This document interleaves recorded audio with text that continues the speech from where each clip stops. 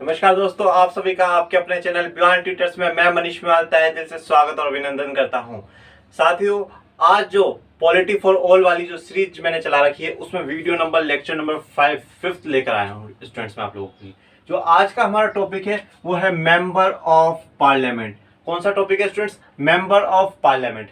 हमने last video में राज्यसभा पढ़ा, उससे पहले मैंने स्टेट लेजिस्लेटिव असेंबली पढ़ाया और उससे पहले मैंने लोकसभा, फिर उससे पहले लेजिस्लेटिव, एग्जीक्यूटिव और जुडिशरी के बारे में आप लोगों को पढ़ाया। मैंने आप लोगों को बताया था कि जो मेंबर लोकसभा में इलेक्ट होकर जाएगा उसे हम मेंबर ऑफ पार्लियामेंट कहेंगे, एमपी कहेंगे। जो मेंबर राज्यसभा में भी इलेक्ट होकर जाएगा उसे भी हम मेंबर ऑफ पार्लियामेंट, एमपी कहेंगे। ओके, कैसे जाएगा वो तो मैंने आपको बता दिया था। बट अब क्वेश्चन आता है सर कि मेंबर ऑफ पार्लियामेंट बनने के लिए क्या क्या क्वालिफिकेशन होनी चाहिए, कब, किस कंडीशन पे, किस बेसिस पे हम लोग मेंबर ऑफ पार्लियामेंट को हटा सकते हैं, कौन हटाएगा वो है, कब कब उनकी सीट्स खाली एब्सेंट हो सकती है, वैकेंट हो सकती है, वो हम जानेंगे। सैलरी अलाउंसेस क्या है, और वो जब एमपी बन जाते हैं तो ओथ शपथ कैसे लेते हैं वो भी हम लोग जानेंगे। तो ये जो मेंबर ऑफ पार्लियामेंट वाला टॉपिक ये थोड़ा सा बड़ा है स्टूडेंट्स, इसलिए हम इसे दो पार्ट में लाएंगे, पार्ट 1 और पार्ट 2। तो आज पार्ट 1 में हम क्या पढ़ेंगे वो भी देखेंगे और पार्ट 2 के क्या टॉपिक्स में आज लेफ्ट करूंगा वो भी अपन देखेंगे। ओके स्टूडेंट्स, मेरे साथियों हमारे साथ बने रहिए और आप आपके अपने चैनल बियॉन्ड ट्यूटर्स को लाइक करें, शेयर करें, सब्सक्राइब करें और कमेंट करके मुझे जरूर बताएं कि आपको ये वीडियो लेक्चर कैसा लगा। ठीक है साथियों, तो हम लोग शुरू करते हैं। सबसे पहले मैं आपको बता देता हूं कि मेंबर ऑफ पार्लियामेंट में कौन कौन से टॉपिक्स हम कवर करेंगे, क्या क्या हमें जानना है। सबसे पहले जो है फर्स्ट क्वालिफिकेशन। क्वालिफिकेशन ओके मैं कि अगर किसी भी पर्सन को मेंबर ऑफ पार्लियामेंट बनना है, लोकसभा या राज्यसभा, तो उसकी क्वालिफिकेशन क्या होनी चाहिए वो जानेंगे। Second, disqualification. डिस्क्वालिफिकेशन किस किस बेसिस पे, किन किन सर्कमस्टांसिस में हम मेंबर ऑफ पार्लियामेंट को डिस्क्वालीफाई कर सकते हैं, उसकी एमपी की जो पोस्ट है वो ले सकते हैं। Third post, vacating of seats. Vacating of seats, जो मेंबर ऑफ पार्लियामेंट है उनकी सीट्स वैकेंट कैसे होती है, खाली कैसे होती है वो देखेंगे। फोर्थ पे है ओथ और अफर्मेशन। जो मेंबर ऑफ पार्लियामेंट है वो ओथ कैसे लेते हैं, कहां लेंगे, कौन दिलाएगा, वो सब भी हम देखेंगे। Next and last, salary and allowances. Salaries and allowances okay, salary क्या होती है, उनको अलाउंसेस क्या क्या मिलते हैं, ये 5 टॉपिक्स हैं जो कि हमें मेंबर ऑफ पार्लियामेंट के टॉपिक में कवर करने हैं। इन 5 में क्वालिफिकेशन एंड डिस्क्वालिफिकेशन वो आज के टॉपिक में पार्ट 1 में मैं आपको पढ़ाऊंगा और देन पार्ट 2 में वेकेटिंग ऑफ सीट्स, ओथ और अफर्मेशन, सैलरी एंड अलाउंसेस। तो दोनों पार्ट को पूरा अच्छे से देखिएगा, जिसके बाद आपकी एमपी से रिलेटेड कोई भी कंप्लेंट, कोई भी क्वेरी नहीं बचेगी स्टूडेंट्स। ओके, फिर भी साथियों अगर आपको कोई प्रॉब्लम आए तो कमेंट बॉक्स हमेशा ओपन है, आप हमेशा कमेंट करके मुझे बताएं और लाइक करें, शेयर करें, सब्सक्राइब करें और कमेंट करके हमें बताएं। हमारे इंस्टाग्राम, टेलीग्राम के पेज से भी जरूर कीजिए। अब हम लोग जो शुरू करते हैं क्वालिफिकेशन से। कहां से? क्वालिफिकेशन की क्वालिफिकेशन क्या होनी चाहिए।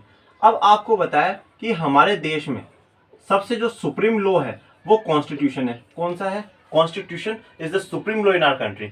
अब कॉन्स्टिट्यूशन में ही बताया गया है कि अगर किसी पर्सन को मेंबर ऑफ पार्लियामेंट वेदर इन लोकसभा और राज्यसभा अगर किसी के लिए भी इलेक्शन कंटेस्ट करने हैं तो उसमें क्या क्या क्वालिफिकेशन होनी चाहिए।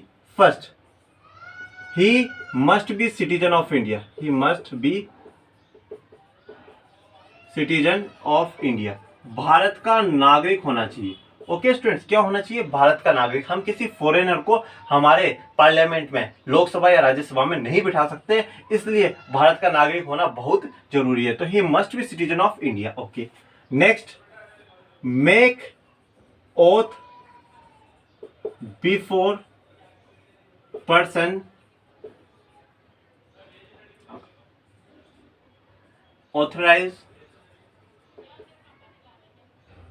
Bye election commission of India. Okay students, अब देखिए, make oath before person authorized by election commission of India. देखिए स्टूडेंट्स, अब आप एक चीज समझिए। फॉर एग्जांपल आप मान लीजिए दिल्ली है। ओके, दिल्ली है, दिल्ली की कोई भी एक सीट है, दिल्ली नॉर्थ मान लीजिए, साउथ जो भी है उनके जहाँ पे जो सीट्स है, कॉन्स्टिट्यूंसीज है, दिल्ली नॉर्थ में इलेक्शंस होंगे, लोकसभा के होंगे आप मान लीजिए।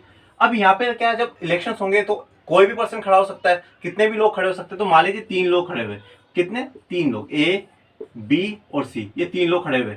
अभी इन्हें इलेक्शन होगा, इनमें लोग क्या है वोटिंग करेंगे। तो इलेक्शन में क्या होता है, ये खड़े होंगे, जैसे ए हुआ, बी हुआ, सी हुआ, तो ये क्या है, एक पूरा फॉर्म भरेंगे, डिटेल्ड फॉर्म भरेंगे, तो मेरा नाम ये है, मेरे फादर का नाम ये है, मैं ये काम करता था, ठीक है, सब जो हर चीज है वो हर चीज उस फॉर्म में बताएंगे। ओके, अब ये जो फॉर्म भरते हैं, इस फॉर्म को भरने के बाद क्या होता है, इनको एक ओथ लेनी होती है। वो ओथ क्या लेंगे वो भी बताऊंगा। वो ओथ किसके सामने लेंगे, एक ऐसे पर्सन के सामने जिसको ऑथराइज करा election commission of India.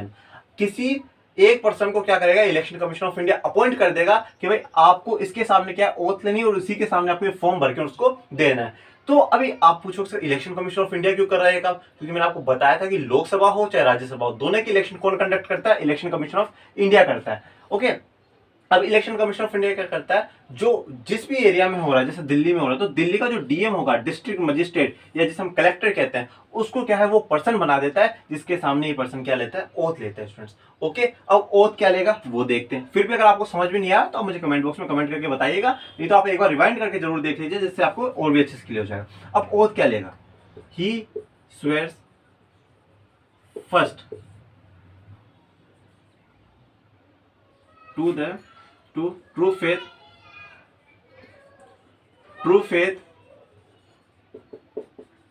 to the Constitution of India,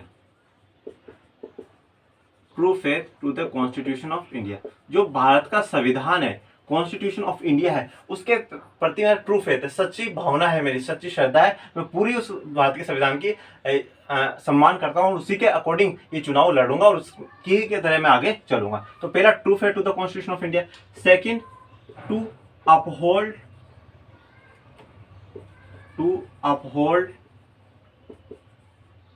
sovereignty and integrity of the nation।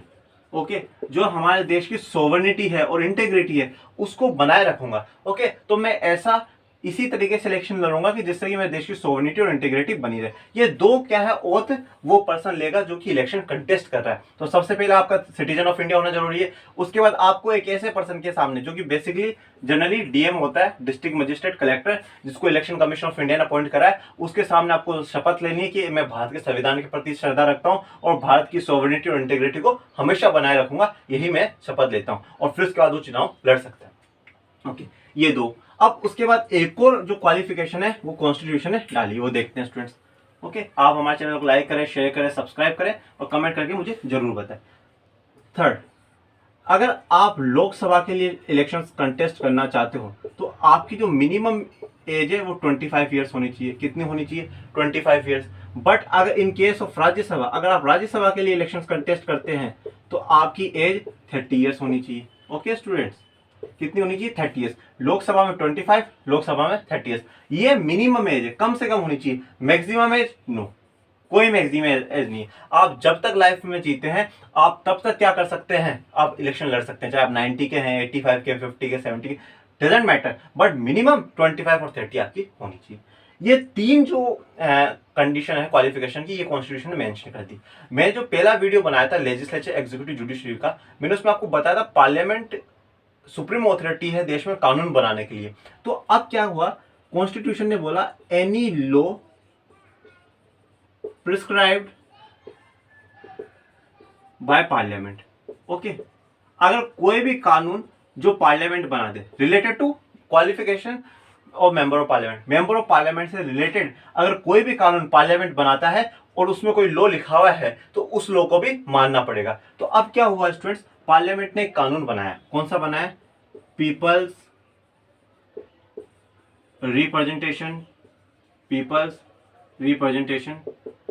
Act 1951। कब बनाया, 1951 में बनाया। क्या नाम है, पीपल्स रिप्रेजेंटेशन एक्ट। ये कानून पार्लियामेंट ने बनाया और इसमें क्वालिफिकेशन और जोड़ दी गई कि भाई जो कॉन्स्टिट्यूशन ने बोला 3 क्वालिफिकेशन बताइए, उनके अलावा और क्वालिफिकेशन हम लोग जोड़ते हैं। ओके स्टूडेंट, इस एक्ट को याद रखिएगा, हम जब डिस्क्वालिफिकेशन पढ़ेंगे तभी एक्ट काम आएगा, पीपल्स रिप्रेजेंटेशन एक्ट 1951। ओके, अब हम देखते हैं इस एक्ट के तहत, इस एक्ट के अंडर में पार्लियामेंट ने कौन कौन सी क्वालिफिकेशंस और ऐड करी है वो जानते हैं। ओके स्टूडेंट्स, तो क्या कर रहा है, पार्लियामेंट ने 2 क्वालिफिकेशंस और ऐड कर दी। First one, must be elector in parliamentary constituencies. अब जैसे आप मान लीजिए आपका इलेक्टर का मतलब क्या होता है, voter.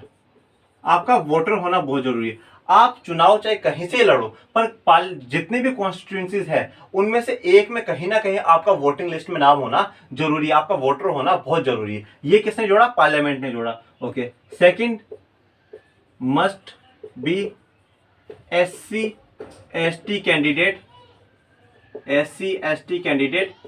For SC ST seat. Okay students, आपका अगर आप किसी SC ST की रिजर्व सीट से, जैसे मैंने आपको बताया था लोकसभा में SC ST को रिजर्वेशन दिया गया है बट राज्यसभा में नहीं है। अगर आप लोकसभा में कोई भी SC ST का कैंडिडेट इलेक्शंस कंटेस्ट करना चाहता है SC ST की सीट से, तो उसका SC ST होना बहुत जरूरी है। कोई दूसरा पर्सन जो SC ST कम्युनिटी से नहीं है वो SC ST की सीट से चुनाव नहीं लड़ सकता। ये जो दो काम है ये पार्लियामेंट ने अपने एक्ट के थ्रू क्वालिफिकेशन में ऐड किए। ओके स्टूडेंट्स, तो ये तो क्या था, क्वालिफिकेशन के बारे में हो गया पूरा। 3 क्वालिफिकेशंस किसने, कॉन्स्टिट्यूशन ने ऐड कर दी, 2 इन्होंने कर दी, तो टोटल कितनी हो गई, 5 हो गए स्टूडेंट्स। ओके, नाउ अब हम आते हैं डिस्क्वालिफिकेशन। अब हम चर्चा जो करेंगे किसकी करेंगे, डिस्क्वालिफिकेशन की। डिस्क्वालिफिकेशन किन किन बेसिस पे की जाती है। Okay, disqualification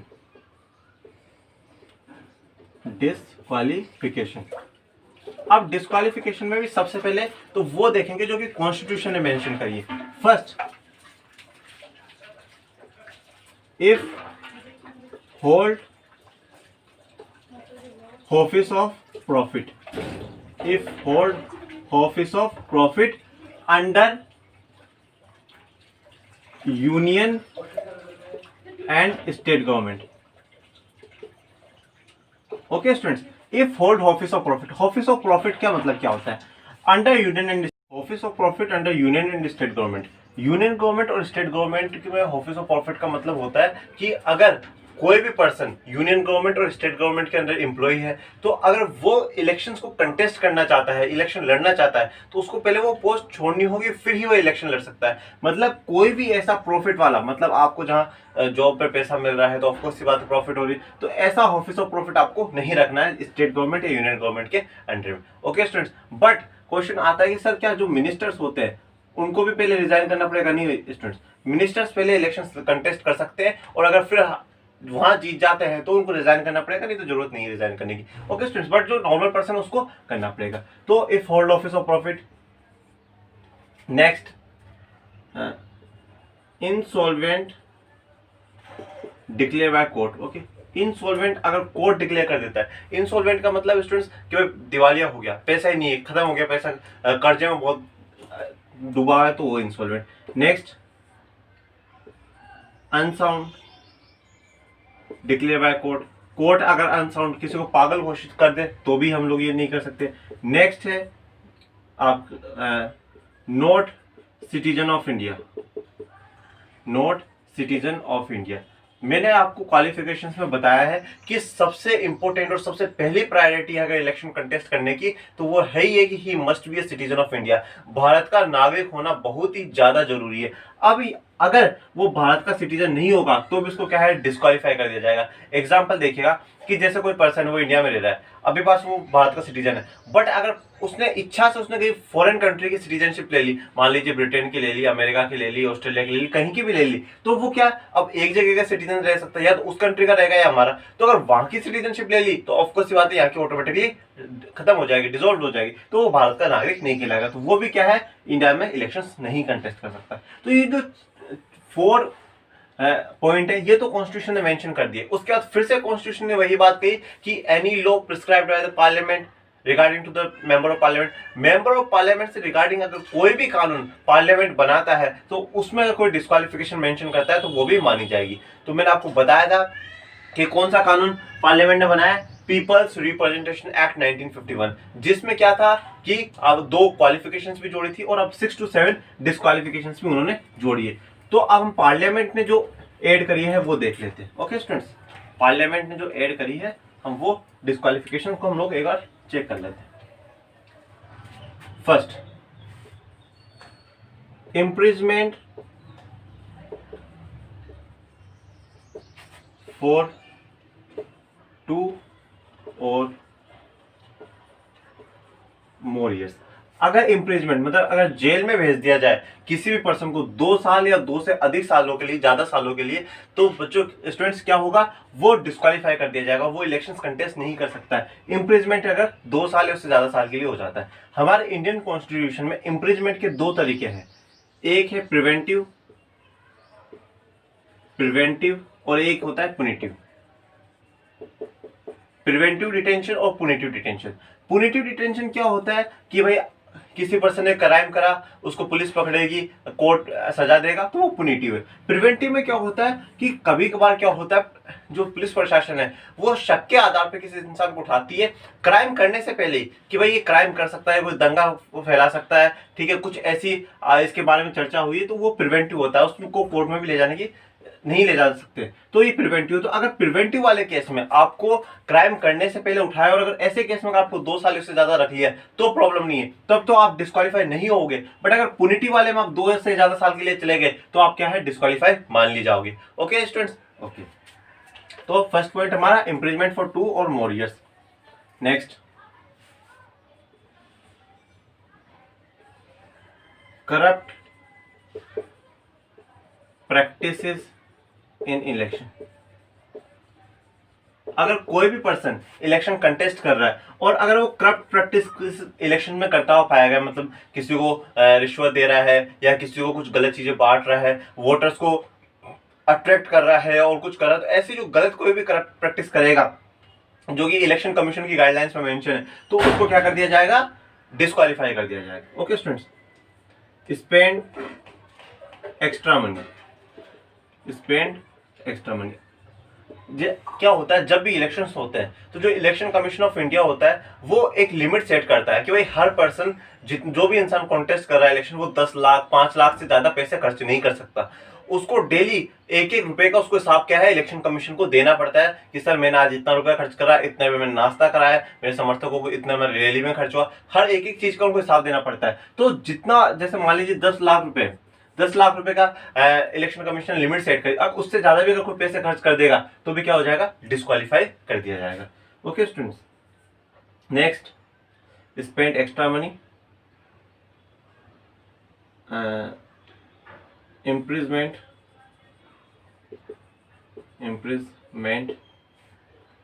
for social crime. Social crime के लिए अगर आपको इम्प्रिजमेंट दिया गया है, सोशल क्राइम क्या होता है, देखो इम्प्रिजमेंट का मतलब जेल, सोशल क्राइम का मतलब होता है जैसे कि भाई कोई पर्सन अनटचेबिलिटी करता हुआ पाया गया कि भाई अनटचेबिलिटी सोशल इविल है हमारा, तो उसको बढ़ा रहा है तो मतलब सोशल क्राइम है। सती प्रथा को कर रहा है तो वो सोशल क्राइम है, ठीक है। डोरी सिस्टम, दहेज प्रथा को बढ़ा रहा है तो वो सोशल क्राइम है। अगर सोशल क्राइम में कोई पकड़ा गया तो उसको भी क्या है, डिस्क्वालीफाई कर दिया जाएगा। Okay, enmity between 2 different group. अब अगर कोई पर्सन ऐसा है जो एनिमिटी मतलब दुश्मनी किसी 2 ग्रुपों के बीच में, अलग अलग ग्रुपों के बीच में एनिमिटी दुश्मनी फैलाता हुआ पाया जाता है, तो भी क्या होगा, उसको डिस्क्वालीफाई कर दिया जाएगा। भाई किसी के खिलाफ भड़का रहा है या किसी पर्सन के खिलाफ भड़का रहा है, किसी ग्रुप के खिलाफ भड़का रहा है, तो वो भी क्या होगा, गलत होगा। तो हमारे कितने पॉइंट्स हो गए स्टूडेंट्स, 5 पॉइंट्स हो गए। हम 2-3 पॉइंट और देखते हैं।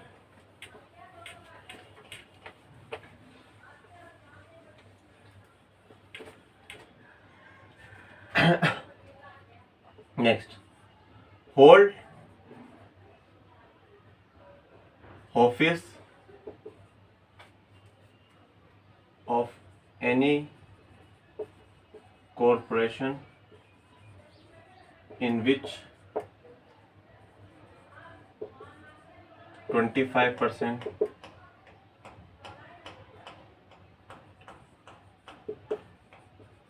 Government undertake.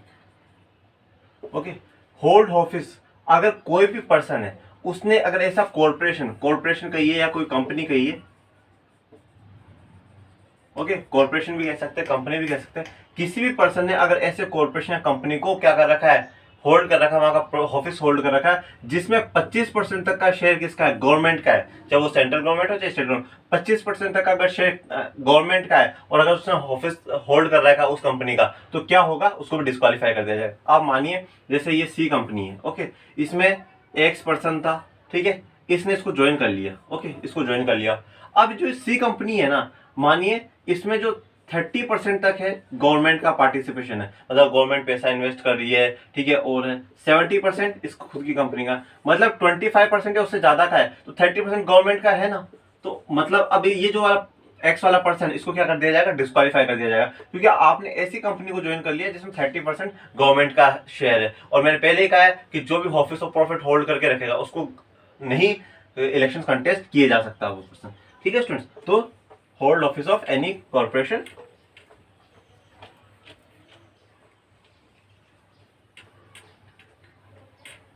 नेक्स्ट देखते हैं, 6 पॉइंट्स हो चुके हैं आपके।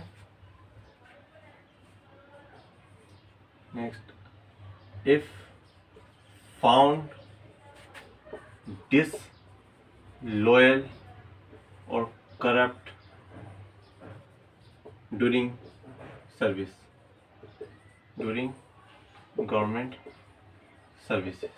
अब आप मान लीजिए कोई भी पर्सन है, वो गवर्नमेंट सर्विस में था, यूनियन गवर्नमेंट की हो चाहे स्टेट गवर्नमेंट की हो, बट उसको कभी डिसलॉयल मतलब सरकार के साथ कुछ चीटिंग करने के मामले में या करप्शन करने के मामले में उसे बाहर निकाल दिया गया हो, या उस पर कोई ऐसा केस चल रहा हो जो सर्विसेज से रिलेटेड है, डिसलॉयल्टी या करप्शन का, तो क्या होगा, वो पर्सन भी डिस्क्वालीफाई कर दिया जाएगा। क्यों? क्योंकि जब आप सरकारी जॉब में आप काम कर रहे हो, गवर्नमेंट के अंडर में काम कर रहे हो, तो गवर्नमेंट से आप चीट कर रहे हो, उनके साथ करप्शन कर रहे हो, तो फिर आप पब्लिक के साथ क्या करोगे, तो इसलिए क्या है, इस बेसिस पे डिस्क्वालिफिकेशन कर दिया जाता है। तो ये जो 7 पॉइंट्स है, ये डिस्क्वालिफिकेशन के क्या है, पार्लियामेंट ने और एड करे कि भाई इस तरीके से हमारे पार्लियामेंट, और ये जो 4 जो हमारे कॉन्स्टिट्यूशन ने बोले वो, तो ऐसे करके 11 to 12 हमारे पॉइंट्स हो जाते हैं। ओके स्टूडेंट्स, अब देखिए, अब आप पूछोगे सर ये डिस्क्वालीफाई करेगा कौन, ठीक है, किसी भी मेंबर को जो डिस्क्वालीफाई करने की पावर रहेगी वो किसके पास रहेगी, प्रेसिडेंट के पास रहेगी। किसके पास? प्रेसिडेंट के पास रहेगी। बट प्रेसिडेंट सर डायरेक्टली खुद नहीं कर देंगे कि ठीक है भाई इस इंसान को डिस्क्वालीफाई कर दो, नहीं, इसको मेंबर ऑफ पार्लियामेंट बनने का कोई अधिकार नहीं है, नहीं बना रहेगा। ये क्या करते हैं, इलेक्शन कमीशन ऑफ इंडिया से बात करते हैं। किससे? इलेक्शन कमीशन ऑफ इंडिया, उनसे पूछेंगे आप बताइए क्या रूल्स एंड रेगुलेशन के अकॉर्डिंग क्या इस पर्सन की गलती है। अगर इलेक्शन कमीशन ऑफ इंडिया कहते हैं यस सर इनकी गलती है, तो इस पर्सन को प्रेसिडेंट सर क्या है, डिस्क्वालीफाई कर देंगे। आई बात समझ? President sir election commission of India से बात करेंगे, अगर ये हाँ बोल देते हैं तो वो डिस्क्वालीफाई हो जाएगा, अगर ये ना बोल देते हैं तो वो बच जाएगा। तो इसलिए ये जो है इलेक्शन कमीशन ऑफ इंडिया पे काफी डिपेंडेंट है, क्योंकि जो इलेक्शन कराने की बॉडी है वो इलेक्शन कमीशन ऑफ इंडिया, तो इनसे प्रेसिडेंट सर जरूर पूछेंगे, क्योंकि ये बताएंगे कि सर इन्होंने इन बेसिस पे गलती करी तो आप इनको डिस्क्वालीफाई करिए, तो फिर प्रेसिडेंट सर क्या है, डिस्क्वालीफाई कर देंगे और इनका डिसीजन फाइनल होता है। ओके, अब स्टूडेंट्स ये तो क्या था, डिस्क्वालिफिकेशन जो नॉर्मल बेसिस पे होती है वो है। अब आपको एक बहुत इंटरेस्टिंग और बहुत अच्छा फैक्ट है वो बताता हूं। आप लोगों को ये बात पता है कि हमारे देश में जो इंडियन कॉन्स्टिट्यूशन, भारत का जो संविधान है, उसमें अमेंडमेंट हो सकता है। क्या हो सकता है? अमेंडमेंट हो सकता है। अमेंडमेंट का मतलब होता है संशोधन, ठीक है, संशोधन मतलब बदलाव, कुछ चेंजेस कर सकता है। अब ये चेंजेस कौन करता है? पार्लियामेंट करती है, लोकसभा, राज्यसभा और प्रेसिडेंट सर, ठीक है। कॉन्स्टिट्यूशन में कोई भी अमेंडमेंट है कौन कर सकता है? पार्लियामेंट कर सकती है। तो इसी प्रकार से क्या हुआ, 1985 में एक अमेंडमेंट हुआ। क्या हुआ? 1985 में एक अमेंडमेंट हुआ जिसको हम लोग कहते हैं 52nd constitutional amendment act. Okay, 1985 में एक अमेंडमेंट करा जाता है कॉन्स्टिट्यूशन में, जिसे 52nd कॉन्स्टिट्यूशनल अमेंडमेंट एक्ट कहते हैं, और इसको क्या कहा जाता है? Anti defection law. क्या कहा जाता है? Anti defection law. क्या कहा जाएगा? Anti defection law. अब एंटी डिफेक्शन लॉ में क्या होता है वो हमें जानना है। मैं ये बताना चाहता हूं कि 52nd कॉन्स्टिट्यूशनल अमेंडमेंट, ठीक है, 1985 में होता है, उससे अमेंडमेंट करके एक नया कानून बनाया जाता है जिसे एंटी डिफेक्शन लॉ कहा जाता है। क्या कहा जाता है? एंटी डिफेक्शन लॉ कहा जाता है। कब आया ये? 1985 में आया। अब ये कॉन्स्टिट्यूशन का पार्ट है। क्यों? क्योंकि अमेंडमेंट करके कॉन्स्टिट्यूशन में जोड़ दिया गया। जब स्टार्टिंग में हमारा कॉन्स्टिट्यूशन इंप्लीमेंट हुआ था 26 जनवरी 1950, उस टाइम ये नहीं था। फिर ये बाद में जोड़ा गया है, 1985 में जोड़ा गया है। अब इस एंटी डिफेक्शन लॉ में होता क्या है, सबसे पहले तो आप एंटी डिफेक्शन का मतलब समझ लीजिए स्टूडेंट। ओके, एंटी डिफेक्शन ये चीज मुझे पता है, जो कि कंपटीशन की तैयारी कर रहे हैं उनको पता होगा कि एंटी डिफेक्शन क्या होता है, कॉन्स्टिट्यूशनल अमेंडमेंट कौन से सा है। बट ये मैं उन बच्चों के लिए भी पढ़ा रहा हूँ, उन स्टूडेंट्स के लिए पढ़ा रहा हूँ जो कॉलेज की प्रिपरेशन कर रहे हैं, जिनको इतना नॉलेज नहीं है। स्कूल में अगर एनसीईआरटी में ऐसे वर्ड आ जाए या और हो तो हमें पूरी डिटेल में आपको इसीलिए जानकारी दे रहा हूँ। एंटी डिफेक्शन का जो मतलब है वो आप देखिए, एंटी डिफेक्शन दल परिवर्तन। दल का मतलब क्या समझते हैं आप, ग्रुप। ओके, क्या होता है दल का मतलब, ग्रुप। परिवर्तन का मतलब चेंज। अगर आपने अपना ग्रुप चेंज कर दिया तो ये एंटी डिफेक्शन लॉ आप पर इंप्लाइड कर दिया जाएगा। अब पॉलिटिक्स में ग्रुप कौन होते हैं, पार्टीज। जो वो पॉलिटिकल पार्टीज है वही तो ग्रुप है, ठीक है, उन्हीं को हम हिंदी में दल कहते हैं। तो ये जो पॉलिटिकल पार्टी को कोई भी पर्सन चेंज कर देगा तो ही क्या होगा, उस पर एंटी डिफेक्शन लॉ लग जाएगा और उससे क्या है, उसका मेंबर ऑफ पार्लियामेंट की पोस्ट छूट जाएगी। अब किन किन बेसिस पर कब कब एंटी डिफेक्शन लॉ लग सकता है वो आप समझिए। ये बात आपको समझ में आ गई? कहीं प्रॉब्लम हो आप मुझे कमेंट बॉक्स में कमेंट करके बताइएगा, और अच्छा लगा तो भी आप मुझे कमेंट बॉक्स में कमेंट करके बताइए। अब हम लोग जानते हैं एंटी डिफेक्शन लॉ किन किन बेसिस पे हो सकता है। फर्स्ट बेस जो है, first base person leave party on whom ticket he won election। Okay, person leaves party. अब आप मानिए on whom ticket he won election। अब मानिए ये एक्स पर्सन था, कौन है, एक्स पर्सन है। अब इसने क्या करा, ए पार्टी है, कौन सी पार्टी है, ए पार्टी है। ओके, ए पार्टी है, तो ए पार्टी के बारे में हम लोग जान लेते हैं, ए पार्टी क्या है। अब क्या हुआ कि person leaves party on whom ticket he won the election. अब इलेक्शंस हुए, मानिए लोकसभा के इलेक्शंस हुए, लोकसभा में इस एक पर्सन ने बोला मुझे क्या है, इलेक्शंस लड़ने। तो ये जो ए पार्टी है स्टूडेंट्स, इस ए पार्टी ने बोला आपको हम टिकट देते हैं। टिकट का मतलब क्या होता है कि भाई आप हमारे सिंबल पे लड़ो, कि हमारा सिंबल है, हमारे सिंबल पे आप लड़ो, आपके चुनाव में पैसा भी खर्च करेंगे, ठीक है, आपके लिए प्रचार प्रसार भी करेंगे, हमारे जितने जो लोग हमारी आइडियोलॉजी के, हमारी पार्टी के आइडियोलॉजी के, वो आपको सपोर्ट करेंगे। तो ये आप हमारी पार्टी की तरफ से क्या है, आप चुनाव लड़ो। जैसे आप लोग देखते नहीं हो, कांग्रेस, बीजेपी, ठीक है, बहुजन समाज पार्टी, समाजवादी पार्टी, आम आदमी पार्टी, ये सब क्या है, अलग अलग पार्टीज है और सबके अलग अलग सिंबल है। बीजेपी का कमल है, कांग्रेस का हाथ है, आम आदमी पार्टी का झाड़ू है, बीएसपी का हाथी है। तो ऐसे ही क्या है, हर पार्टी के सिंबल होते हैं। तो उन्होंने बोला आप हमारे सिंबल पे, हमारी पार्टी की तरफ से लड़ो। ये पर्सन मान गया, बोले ठीक है मैं आपकी पार्टी की तरफ से लड़ लेता हूँ। ये जीत गया, और ये जीतने के बाद कहां गया, लोकसभा पहुंच गया। ओके स्टूडेंट्स, चाहे आप लोकसभा पहुंचो चाहे राज्यसभा पहुंचो, एंटी डिफेक्शन लॉ लगेगा, ठीक है, आप ध्यान रखिएगा। तो ये ए पार्टी का लोकसभा में पहुंचा, जीत गया। अब क्या हुआ स्टूडेंट्स, लोकसभा जब पहुंचा ना, तो इसने सोचा यार ए पार्टी के में तो कोई दम नहीं है, ए पार्टी को छोड़ देते हैं। और इसने क्या करा, ए पार्टी को छोड़ के क्या करा, बी पार्टी को ज्वाइन कर लिया। क्या करा, बी पार्टी को ज्वाइन कर। जीता किसकी टिकट पे, ए पार्टी पे, और लोकसभा में या राज्यसभा जहां पर वो जीत गया, वहां पहुंच के उसने क्या करा, बी पार्टी को ज्वाइन कर लिया। तो क्या करा, ग्रुप बदल दिया, पार्टी बदल दी, दल परिवर्तन कर दिया। तो इस पे क्या होगा, एंटी डिफेक्शन लॉ लगा दिया जाएगा और इसको क्या है, डिस्क्वालीफाई कर दिया जाएगा। लास्ट तक बने रहिएगा, मैं आपको बताऊंगा कि डिस्क्वालीफाई करेगा कौन, किसके हाथ में फाइनल पावर है। आप सोच रहे होंगे प्रेसिडेंट, बिल्कुल भी नहीं, प्रेसिडेंट सर के हाथ में इस बार पावर नहीं है, वो नॉर्मल केसेस में थी, एंटी डिफेक्शन वाले में नहीं है। ओके, तो अगर अब ये क्या है, इसको डिस्क्वालीफाई कर दिया जाएगा, कौन करेगा वो अपन देखेंगे। तो पहली कंडीशन तो क्या है, person leave party on whom ticket he won election. अगर वो इलेक्शन जीत के जाता है जिस पार्टी की टिकट से और दूसरी पार्टी में ज्वाइन कर लेता है तो क्या होगा, अब उस पर एंटी डिफेक्शन लग जाएगा। First point. नेक्स्ट पॉइंट आते हैं, सेकंड पॉइंट क्या है, सेकंड देखते हैं। ओके स्टूडेंट्स, लाइक करें, शेयर करें, सब्सक्राइब करें हमारे चैनल को। सेकंड जो पॉइंट है, vote against party direction in either house, okay, vote against party direction in either house. अब आप मानो वही एक्स पर्सन था, ओके, ठीक है, एक्स पर्सन है।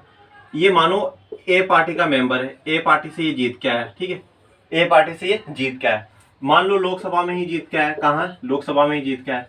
अब आप लोगों को पता है देश में जब कानून बनता है, मैंने आपको पहला वीडियो लेजिस्लेचर एग्जीक्यूटिव जुडिशरी बताया था, तो कानून बनता है लोकसभा से राज्यसभा, राज्यसभा से प्रेसिडेंट, कैसे बनता है वो आप वीडियो में देखिए। कानून बनता है और अलग अलग मुद्दों पे क्या होता है, हाउस में वोटिंग होती है, लोकसभा में भी होती है, राज्यसभा में भी होती है, वोटिंग होती है। और क्या होता है, हर पार्टी की आइडियोलॉजी अलग होती है, सोच अलग होती है, तो वो किसी कानून को क्या होता है समर्थन करते हैं, सपोर्ट करते हैं और किसी को नहीं करते। अब क्या होता है, जैसे मान लीजिए ए पार्टी है, इसने बोला कि भाई ये जो कानून आ रहा है, जो भी लॉ आ रहा है, उसके अगेंस्ट में वोट करना, मना करना, क्या करना, नो बोलना। क्या बोलना, नो बोलना। इसने क्या करा, नहीं भाई मुझे तो कानून अच्छा लग रहा है, मैं तो क्या करूंगा, यस बोल दूंगा। तो ये क्या करा, पार्टी के डायरेक्शन के अगेंस्ट गया ना, गया ना। पार्टी ने तो बोला नो बोलो, पर इसने क्या करा, यस बोल दिया। तो जब पार्टी के अगेंस्ट के डायरेक्शन में भी आप हाउस में वोटिंग करते हो, तो भी क्या है, आपको डिस्क्वालीफाई कर दिया जाएगा। ओके, हाउस में इसने क्या है, वोटिंग अपोजिशन में कर दी, गलत पार्टी के डायरेक्शन के ऑपोजिट कर दी। पार्टी ने तो बोला नहीं भाई इसमें नो बोलना, नो की तरफ वोटिंग करना, इसने यस की तरफ वोटिंग कर दी, तो क्या हो गया, इसको भी डिस्क्वालीफाई करा जाएगा। किस बेसिस पे कौन करेगा वो हम देखेंगे। ओके स्टूडेंट्स, तो 2 पॉइंट हो गए। ओके, थर्ड पॉइंट पर हम लोग आते हैं, इंडिपेंडेंट मेंबर ज्वाइन पार्टी। अब आप मानिए ये एक्स पर्सन है, ओके, यही एक्स पर्सन मान लीजिए, ये जब इलेक्शंस कंटेस्ट करना चाहता था तो इसको किसी भी पार्टी ने टिकट नहीं दी, किसी ने भी नहीं दी। तो इसने बोला भाई मैं इंडिपेंडेंट खड़ा हो जाता हूँ, मुझे किसी की जरूरत नहीं, मेरी तो इतनी अच्छी इमेज है कि मुझे अगर कोई पार्टी का सपोर्ट भी नहीं मिलेगा ना तो भी मैं जीत जाऊंगा। इंडिपेंडेंट आपने निर्दलीय सुना होगा, मतलब कि मैं कोई पार्टी सपोर्ट नहीं करी, ये पर्सन अकेला खड़ा हो रहा है। तो ये जब इंडिपेंडेंट खड़ा होगा, इंडिपेंडेंट खड़ा हुआ और ये जीत गया, मान लीजिए ये जीत गया, लोकसभा में पहुंच गया। अब इसने क्या करा, जब जाके देखा भाई मैं अकेला इंडिपेंडेंट हूं, कोई किसी ए पार्टी को समर्थन है, कोई बी को है, तो इसने भी क्या करा, जाके दूसरी पार्टी ज्वाइन कर ली और बी ज्वाइन कर ली। अभी तक तो इंडिपेंडेंट था, किसी पार्टी को सपोर्ट नहीं था, पर हाउस में पहुंच कर उसने बी पार्टी ज्वाइन कर ली, तो क्या होगा, तब भी उसकी मेंबरशिप को डिस्क्वालीफाई कर दिया जाएगा, क्योंकि भाई आप इंडिपेंडेंट आए हो और आप क्या किसी पार्टी को सपोर्ट करने लगे, तो ये तो गलत है। ओके, अब लास्ट पॉइंट हम जो इसका है वो देखते हैं। लास्ट पॉइंट क्या है वो देखो, मैंने आप लोगों को लोकसभा में बताया था, एक मिनट में पॉइंट लिख देता हूं, नॉमिनेटेड मेंबर ज्वाइन पार्टी।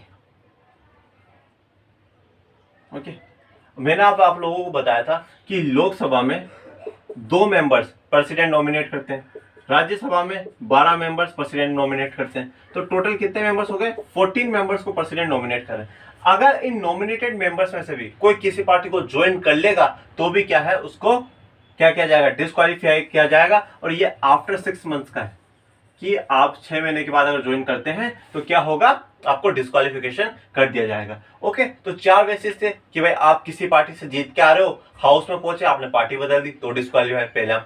दूसरा, अगर आपने हाउस में पार्टी डायरेक्शन के अगेंस्ट में काम करा, वोटिंग करी, तो भी आपको बाहर कर दिया जाएगा। तीसरा, अगर आप इंडिपेंडेंट आए और आपने हाउस में आते ही पार्टी ज्वाइन कर ली, तो भी बाहर कर दिया जाएगा। और अगर आप नॉमिनेटेड हो, प्रेसिडेंट सर ने आपको भेजा है तो और आपने फिर भी पार्टी ज्वाइन कर ली 6 महीने बाद, तो भी आपको क्या है, बाहर कर दिया जाएगा। ठीक है स्टूडेंट्स, तो ये 4 पॉइंट है। अब हम लोग आते हैं कि कौन डिसाइड करेगा कि साहब इसको डिस्क्वालीफाई करा जाए। ओके, अब देखते हैं, अगर लोकसभा में कोई ऐसी कंडीशन बनती है, चारों कंडीशन में अगर कोई सी भी कंडीशन बनती है, तो फाइनल डिसीजन जो लेगा वो कौन लेगा, स्पीकर लेगा। मैंने आपको बताया था लोकसभा में स्पीकर कौन होता है। ठीक है, फाइनल डिसीजन कौन लेगा, स्पीकर लेगा। स्पीकर डिसाइड करेगा कि सच में इस पे एंटी डिफेक्शन लॉ लगाना चाहिए या नहीं लगाना चाहिए, सच में इसको डिस्क्वालीफाई करना चाहिए या नहीं करना चाहिए। तो फाइनल डिसीजन जो है वो स्पीकर के हाथ में, प्रेसिडेंट सर के हाथ में नहीं है। अगर राज्यसभा में ऐसी चीज हो जाती है तो वो चेयरमैन सर के हाथ में। किसके हाथ में, चेयरमैन, जो कि हमारे देश के वाइस प्रेसिडेंट भी है।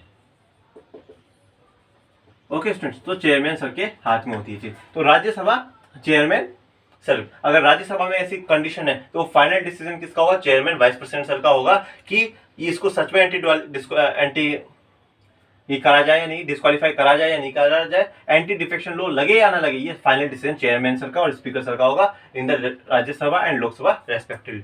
ठीक है, ओके स्टूडेंट्स, तो आज हम लोगों ने इस जो वीडियो में हमने देखा, क्वालिफिकेशन हमने मेंबर ऑफ पार्लियामेंट की अच्छे से देख ली, डिस्क्वालिफिकेशन हम लोगों ने देख ली। अब नेक्स्ट वीडियो में मैं जो आप लोगों के लिए लेकर आऊंगा ना स्टूडेंट्स, वेकेटिंग ऑफ सीट्स बहुत इंटरेस्टिंग है, किन किन बेसिस पे वेकेटिंग होती है, बहुत इंटरेस्टिंग वीडियो है, बहुत अच्छा टॉपिक है। उसके बाद वो ऑथ और अफर्मेशंस कैसे लेते हैं, सैलरी और अलाउंसेस कितना है, हर चीज हम लोग नेक्स्ट वीडियो में जानेंगे और उस वीडियो के साथ आपका मेंबर ऑफ पार्लियामेंट पूरा कंप्लीट हो जाएगा।